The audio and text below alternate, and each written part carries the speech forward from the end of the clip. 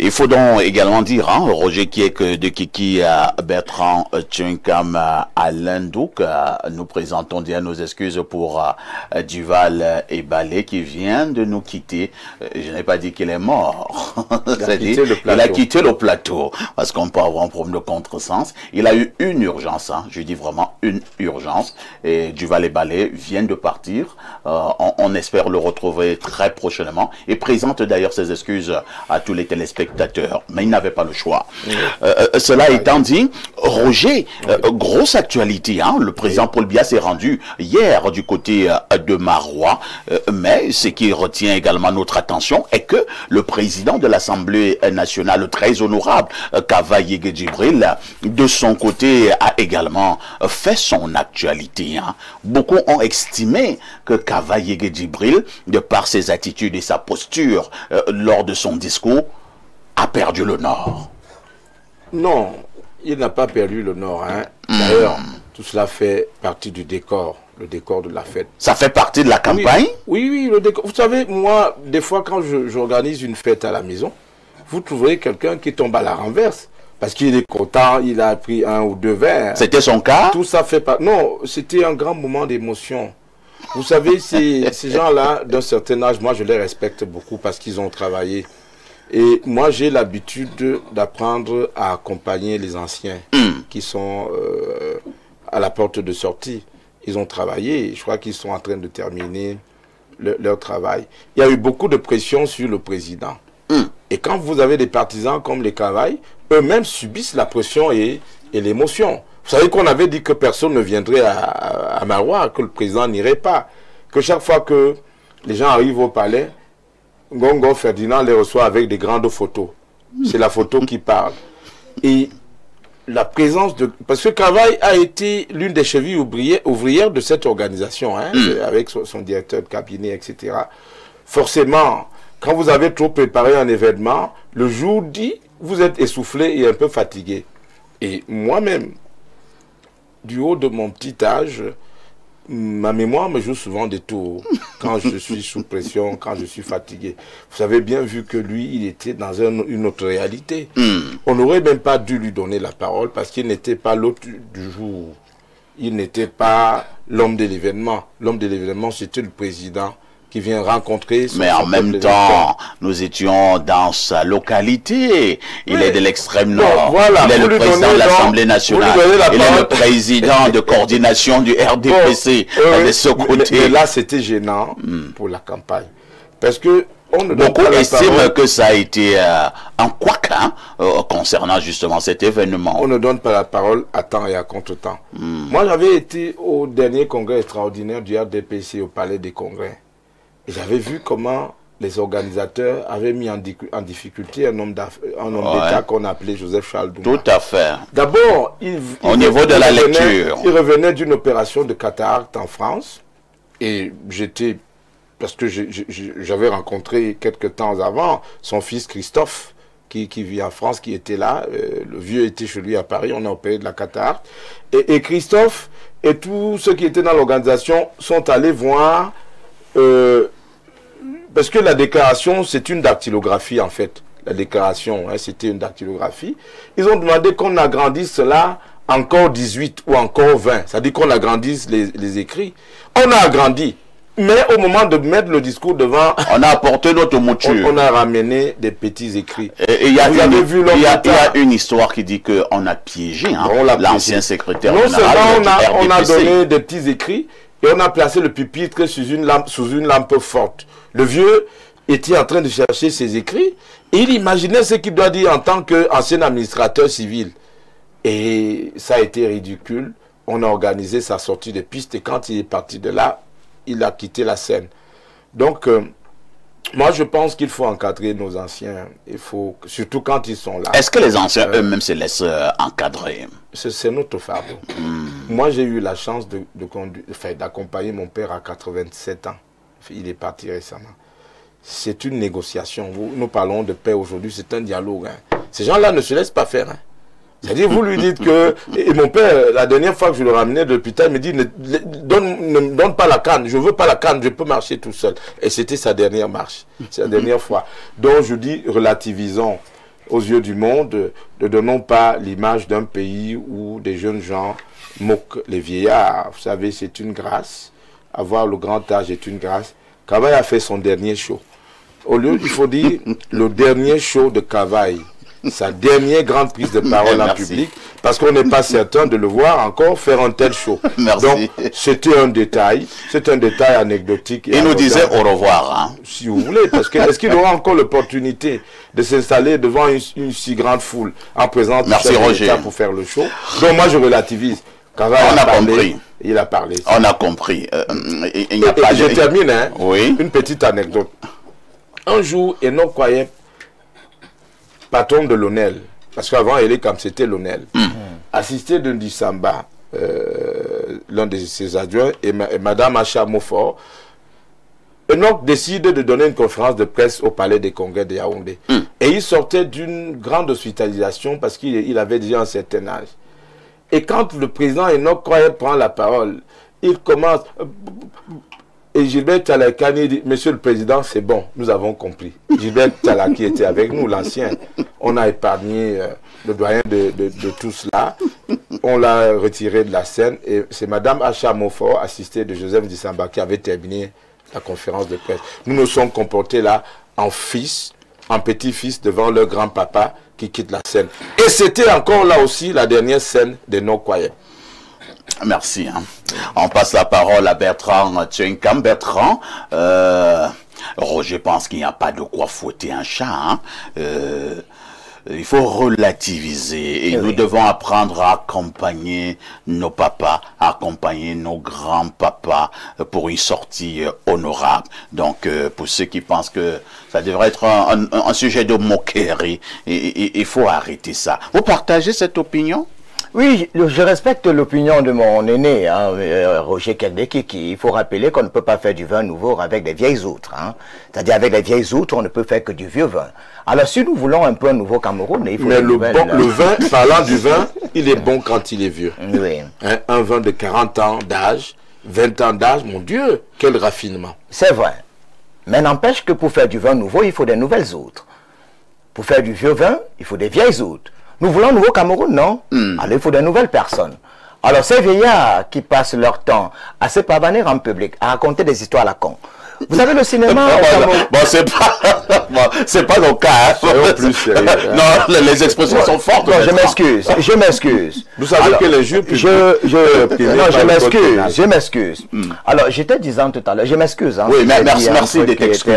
Oui. Alors, moi, choisissez les meilleures expressions. Je disais tout à l'heure qu'à un certain moment, il faut savoir laisser le public, avant que le public ne vous laisse. Il y a une journée internationale pour les personnes âgées. Il faut respecter les personnes qui ont vécu. Il faut respecter les personnes moyenâgeuses. Est-ce que vous savez que mon papa, lui, il a 85 ans. Même en pleine réunion familiale, il n'a la parole qu'à l'heure des divers. Parce que la dernière fois où on lui donne la parole, il a commencé à pleurer, à raconter des histoires. C'est-à-dire, vous racontez quand oh, ma mère, vraiment, je l'ai perdu, elle avait que 5 ans, vous voyez, mon père, il est mort, je n'avais que 6 ans. On ne savait pas l'ordre du jour, cher monsieur.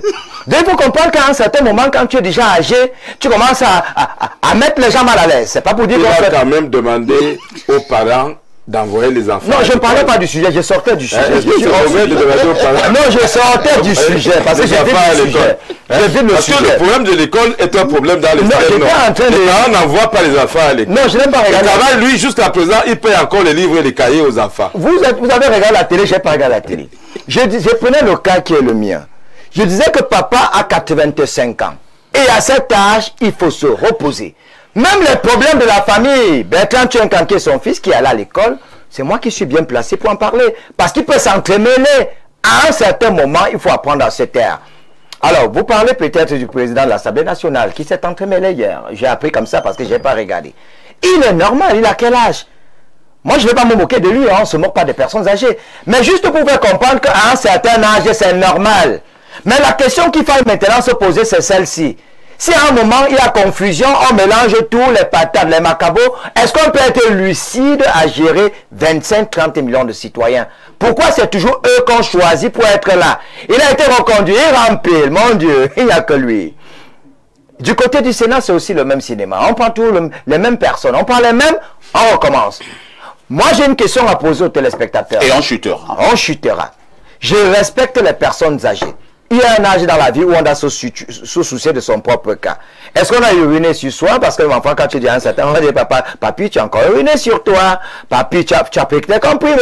Mais à un moment, on ne peut pas s'occuper des autres. Parce que c'est trop lourd. Laissons les vieillards s'occuper de leur propre vie. Ne les punissons pas. C'est trop leur demander. Donc pour moi, ce qui s'est passé hier, c'est normal. Parce qu'à un certain moment, comme M. Kekdekiki l'a dit tout à l'heure, très bien. C'est son show, c'est normal, il est trop content, il ne peut pas être comme vous et moi, c'est normal. Merci.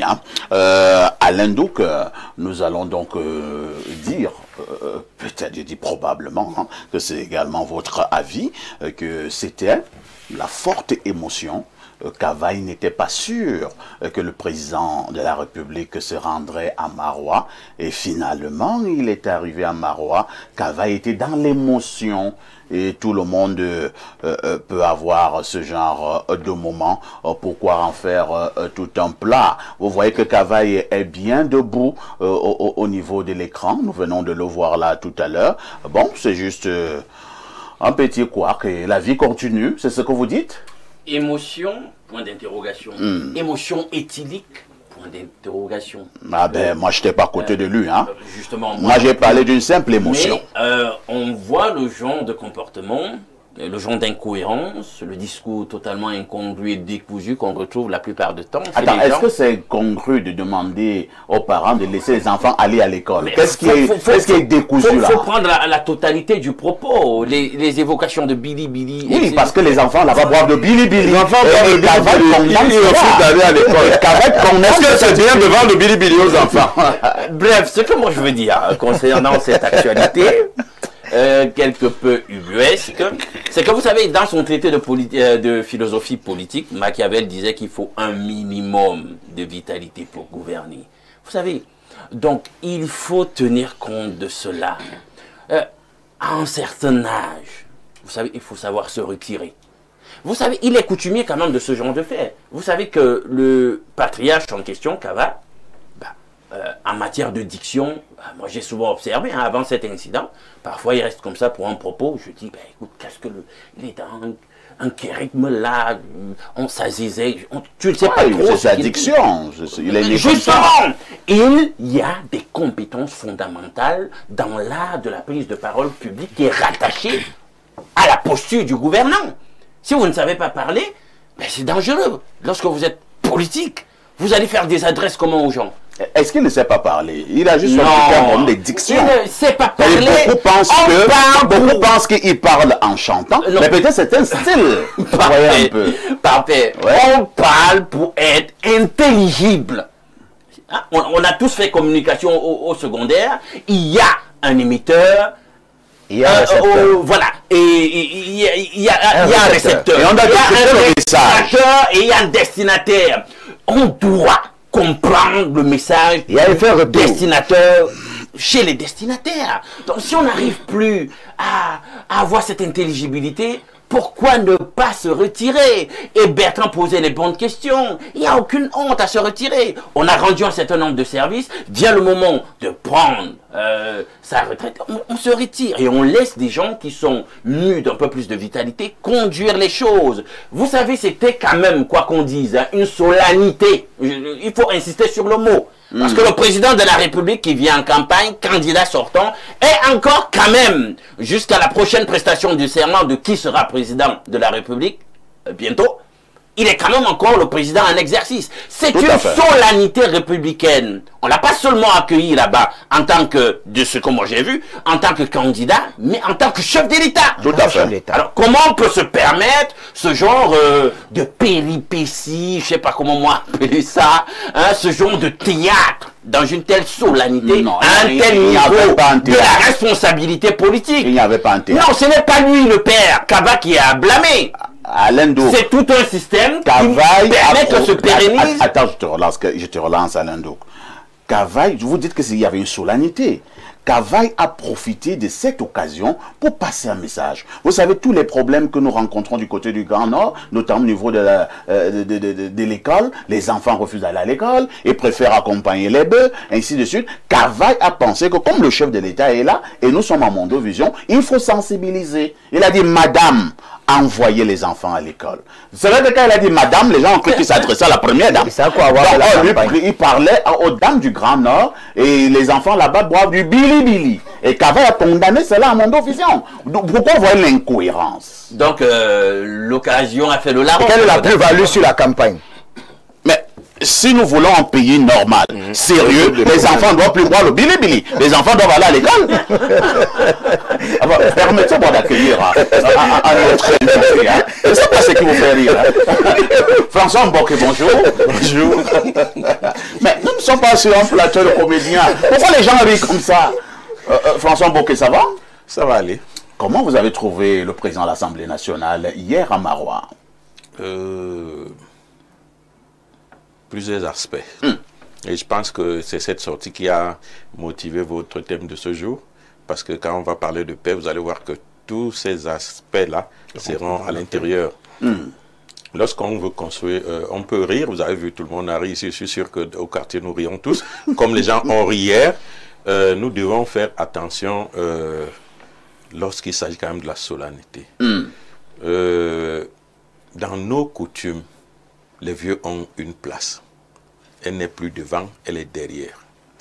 Les vieux ont une place, elle est derrière pour pousser les jeunes devant. Ce serait un jeune qui aurait fait ça hier, il allait avoir derrière lui un vieux pour lui dire, quand tu te tiens en public, voilà comment on prend la parole. Mais lorsque c'est l'inverse, nous pouvons seulement aboutir à de telles réalités qui n'honorent personne. On va trouver tous les contours, mais dites-vous qu'il n'y avait pas que les Camerounais qui regardaient hier.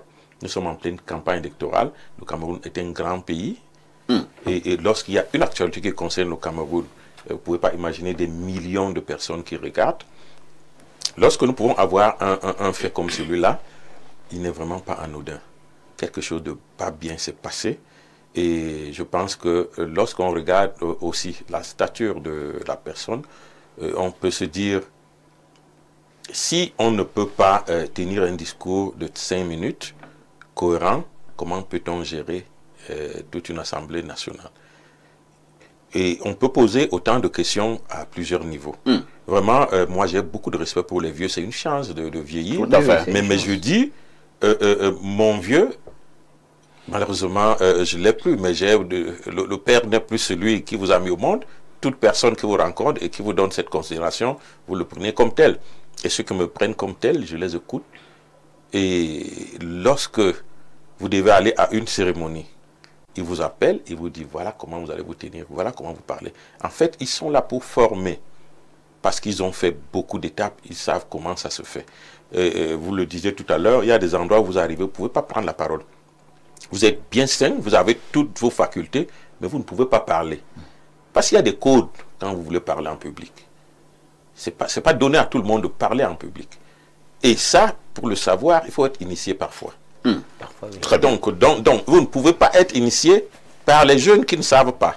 Ce sont ces vieux qui, à force de routine, donc, peuvent vous dire, lorsque vous allez vous tenir face à un public, aujourd'hui on l'apprend dans les écoles, mais ça s'apprend également dans nos sociétés diverses. Donc je pense que vraiment on peut moquer d'aucun vieux parce que nous n'avons pas l'assurance de pouvoir atteindre là. Tout à fait. Mais ce qu'on peut dire, c'est qu'il y a un certain nombre de choses auxquelles le Cameroun pouvait quand même avoir un avantage.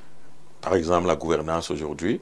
Par exemple, vous l'avez dit dans le thème qu'on va aborder tout à l'heure, je pense que c'est inutile d'anticiper. Merci, François Mboké. Oui, alors je veux absolument recoller un mot en une minute. Vous savez, ceux qui ont retiré de manière catastrophique la parole à Cavaille, ils ont fait une erreur. On aurait dû ne pas la lui donner. Ah bon? Oui, oui, c'est-à-dire qu'on aurait dû ne pas la lui donner. C'est vrai. Parce que je vous rappelle que Cavaille, c'est un ancien maître de sport. C'est un ancien vrai. sportif. Hein. Tout à fait. Il a fait son temps. Je le dis parce que j'ai écouté Alain de tout à l'heure. Niak Difendi Marcel est très jeune, très pétillant, ingénieur sorti diplômé de France, Oui, oui. Paris, sorti de grandes écoles, il était pétillant. Il a fait son temps. Quand vous allez en Chine, vous avez la photo de Mao, le vieux, accroché derrière. Vous allez en Turquie, c'est le père, papa, tata, Atatürk. Et il est toujours là. Nos vieux ont fait leur temps. Et tout à l'heure, je disais, je voulais répondre à Alain Dokouili. Vous avez vu le président, son discours était préparé et structuré. Quand vous avez un tel discours, vous ne buvez même pas avant. Vous n'avez pas de l'alcool. C'est clair. Est-ce que Vous soupçonnez que certains boivent avant? Écoutez, les organisateurs n'ont pas fait du bien. Vous savez, Cavaille a besoin d'un protocole, d'un cabinet et des gens qui travaillent plus sérieusement pour éviter... Mais pourquoi vous faites allusion à l'alcool? Non, non, il a dit... C'est que curieux. Alain Douk l'a dit tout à l'heure. Parce que Alain Douk l'a dit. En dehors de ces envolées-là, moi j'écoutais le papier de France 24, de RFI, ils n'ont pas fait allusion à cet épiphénomène. L'événement, c'était le président de la République qui vient... Non, le moment venu, ils reviendront sur cet événement. Maintenant, rassurez-vous. Je voulais vous dire que, vous savez, ce sont des hommes institutions, pour être plus sérieux. Que ce soit le président Niat, le président Cavaille ou le président de la République, ils ont des cabinets. Les institutions du Cameroun fonctionnent et s'autorégulent. Ces gens-là ont fait leur temps. C'est peut-être leur choix de quitter la scène collectivement, parce que j'ai souvent vu même dans l'armée, le président de la République a gardé au Pentagone, comme on l'appelle, au ministère de la Défense, tous les anciens là, comme conseillers. Jusqu'à la dernière minute, le général Tato James venait au bureau, il avait son lit là-bas. C'est un modèle pour nos anciens, parce qu'ils savent qu'ils vont évacuer la scène.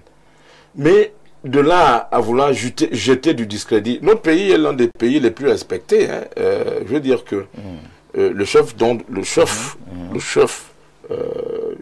du système est très respecté en Chine, en Russie, en Afrique, partout. Et comme vous parlez du respect... Ce sont des gens qui ont travaillé, ce sont des gens que nous devons ménager.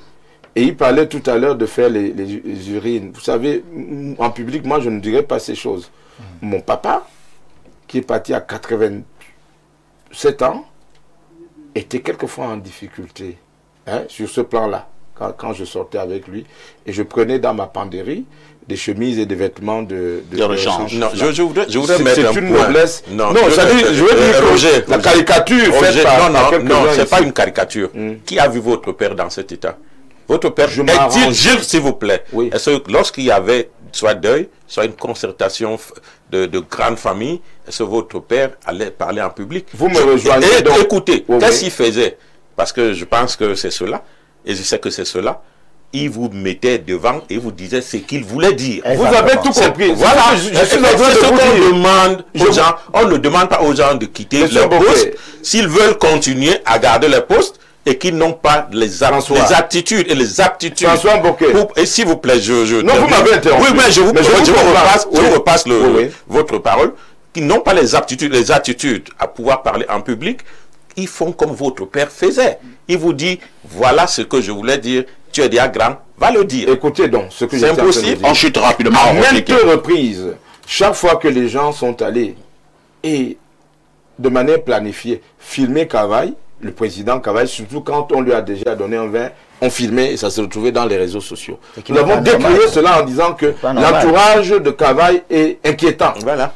Il faut qu'on mette un cabinet là-bas pour filtrer les caméras, les téléphones et faire en sorte que le côté jardin de ce monsieur-là n'apparaissent pas toujours sur les réseaux sociaux. C'est pour ça que je critique et je condamne fortement son entourage qui n'a pas été à la hauteur de ses propres responsabilités. Moi, je ne peux pas accepter que les tares de mon parent soient étalés aux yeux du monde. L'entourage est questionnable. Ils n'ont pas fait leur travail. Ils ne font pas leur travail. Et on a compris. On a vu le DIRCAP qui venait maintenant de temps en temps. Est-ce que c'est à ce moment qu'il devait le faire? Il fallait être proactif. Qu'on se pose ce matin. C'est ce qu'il fallait dire concernant l'actu presse. Selon certaines indiscrétions, le président de la République, avant l'élection présidentielle, fera encore une autre descente sur le terrain. Ce matin, nous respectons les vieux, nous respecterons encore ceux qui ont vécu. À tout de suite pour la suite.